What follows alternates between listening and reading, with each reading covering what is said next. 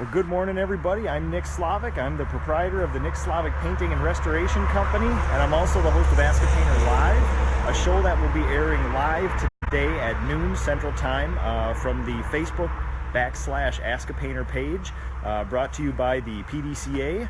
And today I thought I'd give you a little show preview. Today is show number 51, which means it's a weekly show. I've done this for almost a year now, and I'm having my first guest. A guy who has maybe my dream job, Mark Johnston, who's a historic design consultant.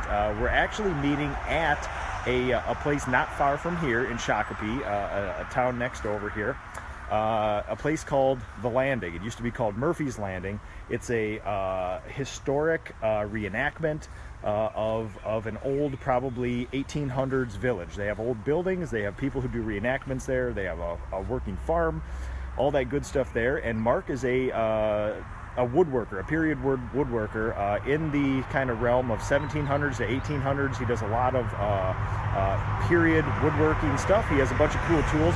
We're actually going to his restoration shop today, and we'll be doing an interview.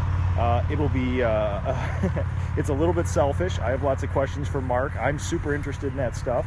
If you guys want to know anything about, especially historic color consulting, which our PDCA question, contractor question of the week we'll deal with, we'll be dealing with that. We'll be dealing with how to counsel homeowners on color choice. And if you own an old house and you want to ask an expert, not only in the doing, but of the consulting of old homes, that's your place to do it. That'll be today at noon.